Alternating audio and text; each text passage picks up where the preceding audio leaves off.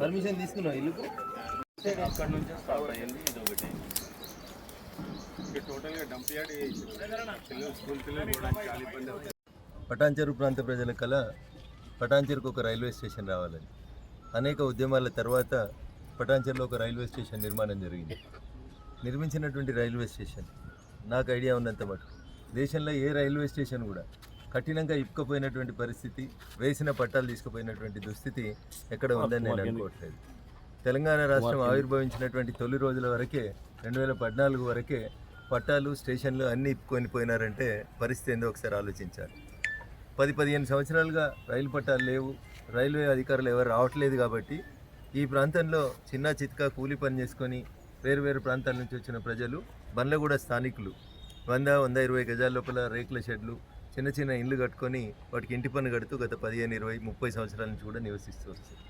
సడన్గా వచ్చినటువంటి రైల్వే అధికారుల యొక్క నెంబరింగ్ విధానం కానీ, నోటీసులు తయారు చేస్తారు అనేటువంటి ఒక అంశాన్ని నా దృష్టికి తీసుకొని వచ్చినప్పుడు సౌత్ సెంట్రల్ రైల్వే అధికారులతో మాట్లాడి ఒక joint inspection GHMC, south central railway, రెవెన్యూతో పాటు పోలీసులు అందరం కలిసి వచ్చి ఎంక్రోచ్మెంట్స్ ఉన్నాయా, రైల్వే డాక్యుమెంట్స్ ఏమున్నాయి అనేది చూసి పేద ప్రజలు ఎవరైతే ఈ ఎంక్రోచ్మెంట్స్ పరిధిలో ఉన్నారో వాళ్ళకి ఏ రకంగా న్యాయం చేయాలి, ఒకవేళ తప్పనిసరిగా ఎంక్రోచ్మెంట్ తొలగించాల్సి వస్తే వాళ్ళకి ఇంటికి ఇల్లు ఇస్తామా, పరిహారం ఏమి ఇస్తామనేది ఒకసారి చర్చించాల్సిన అవసరం ఉంది. కాబట్టి సౌత్ సెంట్రల్ రైల్వే ఉన్నతాధికారుల దృష్టికి ఈ విషయాన్ని తీసుకెళ్లడం జరిగింది.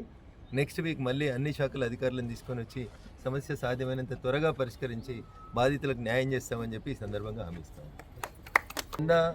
50 గజాలలో ఇండ్లు కట్టుకున్న వాళ్ళకి నోటీసులు ఇవ్వడానికి ఉత్సాహం చూపించేటువంటి సౌత్ సెంట్రల్ రైల్వే అధికారులు పటాన్చెరు రైల్వే స్టేషన్ ట్రాక్ను ఆనుకొని స్టేషన్ కరెక్ట్ ఎదురుగా 10 గజాల దూరంలో సౌత్ సెంట్రల్ రైల్వే వాళ్ళు కట్టిన కాంపౌండ్ వాళ్ళకే గేటు పెట్టి ఈ స్థలం నాదని ఒకరు బోర్డు పెడితే కనీసం ఈ రోజు దాకా బోర్డు తీయడం చేతనైతే లేదంటే సౌత్ సెంట్రల్ రైల్వే అధికారుల పనితీరు ఏ రకంగా ఉందనేది ఒకసారి ఆలోచించాలి. ఈ విషయాన్ని కూడా సౌత్ సెంట్రల్ రైల్వే అధికారుల దృష్టికి తీసుకొస్తాం. కోర్టుల నుంచి అడ్డదారులలో తీసుకొచ్చినటువంటి స్టేలు ఇతరత్ర ఉంటే వాటి మీద ఖచ్చితంగా యాక్షన్ తీసుకునేలా చూస్తాం. నిజంగా స్థలం రైల్వేదైనటువంటి స్థలం కాస్ట్లీ స్థలం. ఇట్లాంటి స్థలం లోపల ఎవరు షెడ్లు కట్టినా, ఎవరు ఆక్రమించాలని ప్రయత్నం చేసినా 100% ఎన్ని కేసులైనా ఎన్ని కొట్లాట్లైనా వెనకపోయేదేం లేదు.